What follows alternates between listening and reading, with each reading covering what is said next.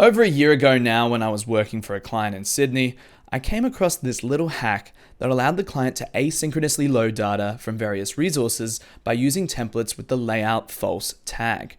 As time went on, I forgot the use case of why we needed to use this no layout hack, but the idea of being able to essentially create an AJAX API using templates stuck in my head.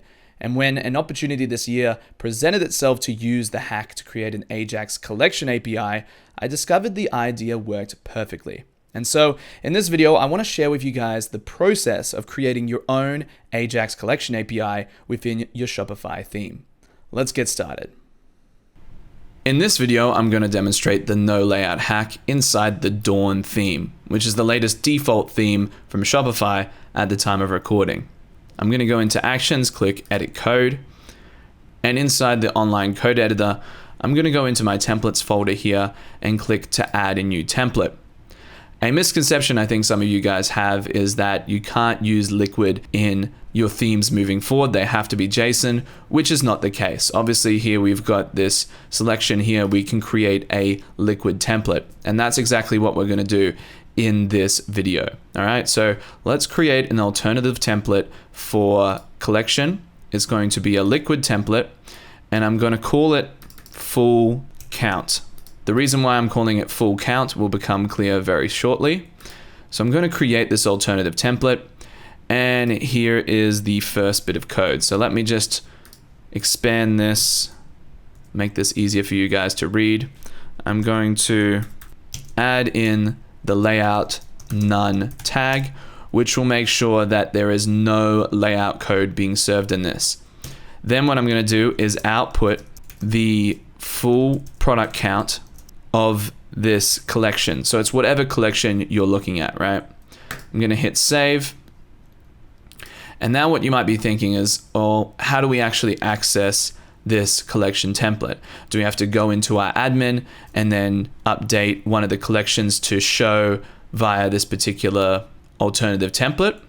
What I mean by that, for those of you who don't quite get what I mean, we could go into, I'm just going to open this up in a new tab, go into collections.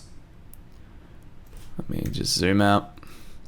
Let's just say there's the shoes collection. What you would typically do with an alternative collection template is select it here. But we don't actually want this to show up on the website. We don't want just the collection full product count to show up with no layout on our website. But what we can do is we can update the URL. So I'm going to bring down my window here so you can see my address bar here. I'm going to jump out of that. And what we can do is use this little known addition to our URL in order to view a resource via any alternative template that we desire. I'll show you that right now. So if I go into my testing shop, so let's hit preview, open this up in a new tab, and I go into a certain collection. So I believe there's don't think I can navigate to it, but I can go directly to it. You can see we've got a shoes collection. Inside here, it's showing 8 of 8 products. But if I go in here and type in $view and then put in the name of the alternative template, which is full count, and hit enter, we should see the number for the full count, which we don't because I think I need to put all products count. I got this wrong. Let me hit save on that. Let's head back to this URL. If I hit enter, what you're gonna see is plain text for the number. Now, obviously this is a very basic example, but I hope you guys are starting to see the potential of this right now. We can actually load in raw text via URL, and we can access this asynchronously using JavaScript. So let's start to build this out a little bit more. I'm gonna exit, or maybe not exit out of here, but switch over to this other tab here in our code editor, and let's create another alternative collection. All right, let me go into here, collection, make sure it's a Liquid one, and I'm gonna call this collection.json. All right, let's hit create template on that. Now, I know this might be a bit confusing. Why did I put .json in the title when we're using a liquid template when we could have used a JSON template? But let me show you what I'm going to do is I'm actually going to insert some liquid data into a JSON data structure. So to open up a JSON structure, we need to have opening, closing curly brackets. So converting collection data in liquid into a JSON object, what are some of the things we might need to look at? Well, maybe we might want, and we can go to the reference for collection object over here. Let's say we want the title of the collection. That's very important. So I'll go right title. And then in here, because it's going to be a string, we want to make sure we're using the double quotes or single quotes. And in here, I'm going to literally insert a liquid tag. I'm just going to put collection title. All right. Next one, what do we want? Maybe description. So I'm going to just call this description. And again, opening up these tags here, putting in collection.description. And then, of course, we're going to want to access the different products in our collection. So let's open up a liquid loop. So for product in collection.products, end the loop. We just need to create a variable for that. So products, and then we're going to have an array. And inside here, we're going to have an object for each product. So again, open up opening and closing curly brackets. And then we're going to have, let's go through the product object now. So if we go into collection.products, that'll link us to the reference for product object. And so now we can, let's say we want the title. So we'll do title. And then because it's a string, we need to open up those double quotes. And then we'll put product.title here. Inside our product objects, we might need to loop through variants. So we might need to create an array here and then do the same thing we did above, which is to put in a liquid for loop for variant in product.variants and then end for. Let's go back into our documentation and decide which of the variant attributes we want to bring into this JSON object. Let's just say let's just go with variant title for now. No, we'll go with variant ID and then the variant options. Variant option 1, 2, and 3. Okay, so let's do that. Let's do ID.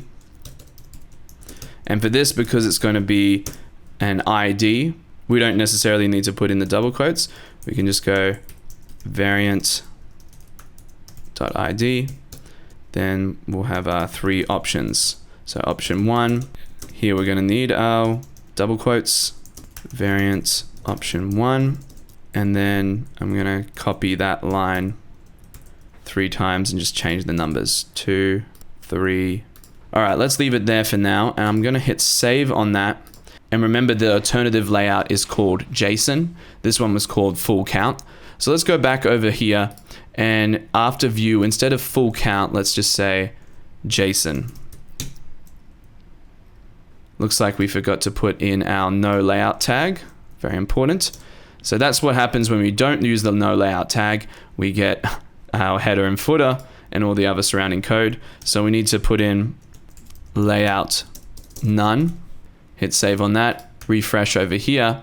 And here you can see we have a text representation of a JSON object. So what we've essentially done here is we've converted liquid data into a JSON structure, and we can access that as text via this URL. And we can do this for any collection in our store. So what's another collection we have? I'm not even sure. Let me go into our admin here. We've got a men's collection, which I believe is just men's. Yep. So we can go in here, and instead of shoes, we can put in men's. Now we've got all the data that we specified for the men's collection in pure text. But it's in JSON format, which means we can parse it into JSON, which we'll cover in just a second. I'm going to put this back to shoes. So what I'm going to do now is I'm going to open up a random page, whatever page you want on your store, just as long as it's on your store so you don't get cause issues. And I'm going to open up a terminal window. Let's go put it down here. Head into our console tab here. I'm going to expand that. All right, I'm going to clear that. And then I'm going to copy our endpoint here. And let's create a fetch statement. Clear this again. Fetch. I'm going to put that in. And then I'm going to take the response and do the usual thing, response.json to get the response body, then do a .then and grab that data, and then we can console log that data. Here you can see a pending promise comes through, and then we get the output, which we have a bit of a problem with our JSON at position 142. As you can see, the JSON's coming across here, but what I forgot to do is I forgot to wrap these in their own objects. So I'll go back here, and of course I will wrap these in curly brackets, get rid of the comma here as JSON probably won't like it. Indenting is really annoying in the code editor, but we'll make it work. Let me just expand this. I'll hit save on that, and then let me head back to here and let's run that code again.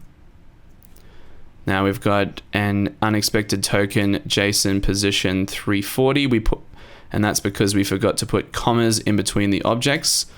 So I'm going to put a comma there, and then the same thing for here, because we're probably going to get the same error. We're going to have a comma after these objects. Hit save.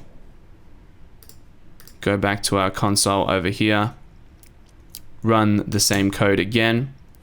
Now we've got another unexpected error, and I think this is because it doesn't like the comma on the last object. So we're gonna have to add some extra logic here. Gonna have to use the for loop object to check whether this is the last loop. And if it's not the last loop, we want to put a comma in. All right, so if for loop dot last, or unless rather, we want to put in a comma and unless. All right, and we want to do this for the product loop as well. So instead of the comma there, we need to make sure that it's only showing up if it's not the last one in the loop. So hit save. Let's go back over here.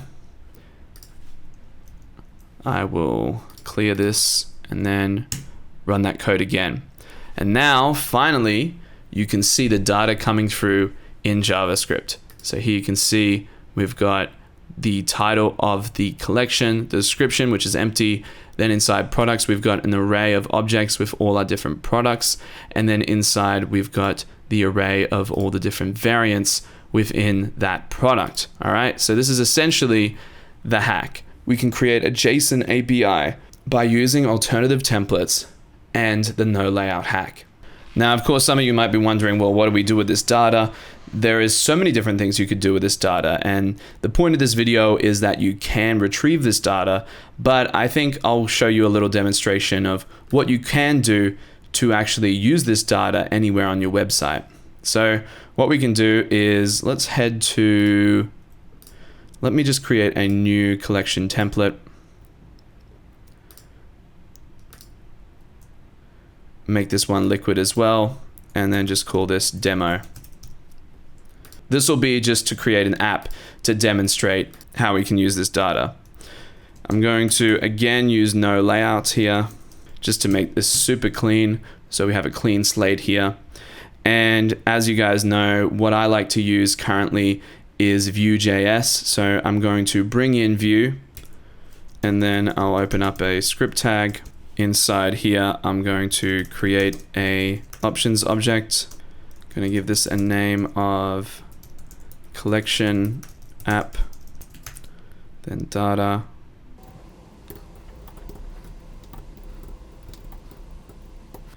And here I'll just put an object for collection, and I'll make that null.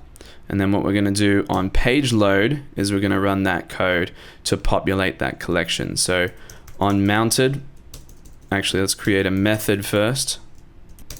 I forget how annoying it is to use this online code editor, so sorry about the mistakes. Methods, we're going to grab collection, let's call it. And then we're going to grab that code that we were doing before. So it was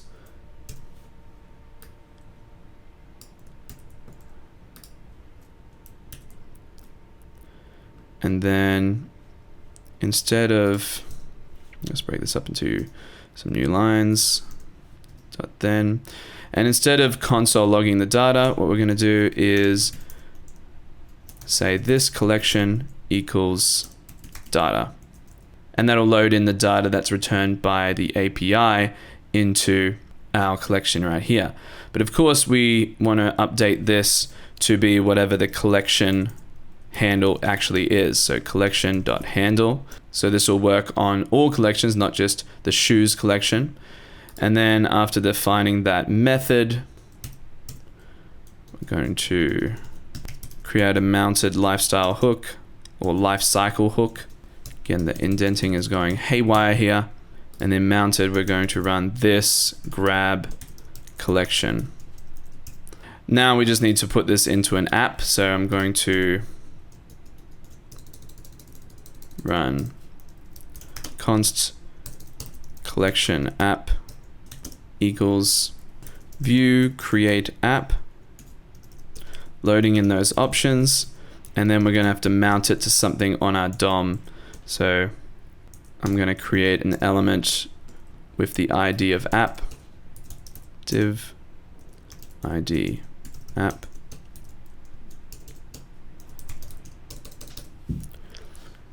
And that should be enough to create our app. So I'm going to hit save on that. Let's see if we've made any errors. I can go over to here and replace the JSON with demo. And then I will go into my console here, go over to my Vue tab, and here you can see that the collection object has been stored in my collection app. So if I refresh, there's a split second where that would be null, because remember we set it to null at the beginning, but then we grab the collection and then we add that data to our collection object. So now it's no longer null. We've got that information there. And now that we have it inside our Vue instance, what we can do is start to use some Vue to output our collection. So we can do Vue loops and if statements and various logic within Vue to work with the code. So what I'm going to do now is create a loop within Vue. Actually, let me create a H1 first. And inside this H1, v.html, is going to be the collection.title. And then let's set up a v for loop, and it'll be for product in collection products. And then for each of these, we'll put in maybe a H2. And inside the H2, we'll have the HTML of product.title. And then another v for loop for variant in product.variance. And then what are we going to do here? Maybe, I mean, it would make sense to output all the variants as a input or some sort of button. Let's just do a button. What am I going to put inside this button? Maybe let's add the variant title into our data so we can obviously update the data that comes through in our API whenever we want by going in here. So let me just add in title, and that way we can display the variant title. Hit save on that, go back to collection.demo, and let's do v.html variant.title. So I'll hit save on that, and if we haven't made any errors, this should work. So I'm going to head back over to here to our demo app, refresh the page. Doesn't seem to be showing up, and that's because if we look inside here, reading title of null. So what we're experiencing here is on the first load, the collection object is null. So what we're going to have to do is just wrap this in. I'm going to use the template tag v-if collection, indent that, and do template. Hit save, refresh over here, and now you can see we have the title of the collection, we have each of the product names inside that collection, and a button for each of the variants. So these buttons might actually add the product to the cart asynchronously if we were to code it up. There's a lot we could do with this data, and what I've done is just thrown it inside a Vue app. We now have all this data on the front end. Obviously, this is not a very practical application of using this hack. So what I want to do is I want to show you how I use this on a client website in order to allow more interactive filtering on a collection. So if I head over to this website, which I recently finished for a client, and if we go into any of these collections, if you have a keen eye, you'll see that there is a loading indicator there, and that's because all of these products are loaded asynchronously using Vue and the layout hack I just showed you. All right, so what this allows for is filtering without reloading the page, and let me show you. So we can add a price filter here, and suddenly we are filtering via price. We can take that price filter off. We can filter via certain tags, and we can do all of this without having to leave the page and reload it. So we can do this all asynchronously, and I think this is one of the benefits, the big benefits to being able to have this collection data come through asynchronously. You know, we can do it with gender as well. And if you inspect on the back end what I'm doing here, let's actually open up the console, bring it down here. If you inspect inside the network tab here and refresh, I need to open this up a little bit more. Sorry, it's a bit crowded. It's actually very crowded. If I do my first load here, first of all, what I'm doing is I've got two APIs. One gives me the count, so it tells me there are 41 products in this collection. And then the second one gives me all the data in JSON format. All right. Then if I filter by a certain price, what I'm doing is that's getting added to the URL. So if we look over here at the URL address, look right here. We are using the view of full data. We're on page 1. We've got our sort by method, and we've also got our new, and this is an online store 2.0 feature, this filtering via price here. So we can feed that into our API too, because those options are available on the URL. All right, so very powerful stuff. I'm not going to show you how to code something like this from scratch because it'll take a very long time. This was one of the coolest things I did with this client, and I was really chuffed to be able to use that no layout alternative template hack that I'm showing you in this video. How you want to use it is up to you. This is just one application that I think makes a lot of sense for it. But for me, it's a very interesting little feature that I wouldn't have thought of otherwise if it hadn't been for me being exposed to it while I was working with that Sydney client last year. So there you have it, guys. If you want to be able to access collection data asynchronously in Shopify, this is one way of doing it. I, of course, demonstrated this feature using Vue.js, but you can use the API however you want. The main thing I wanted to get across in this video is what I call this no layout hack. So let me know what you think of the concept. I obviously thought it was cool enough to make a whole video on it, and hope you guys have enjoyed it too. If you did, please leave a like on the video and leave your feedback in the comments below. Remember, if you want to go deeper into learning Shopify theme development, check out the Patreon at shopifythemedeveloper.com. Happy coding, and I'll see you on the next video.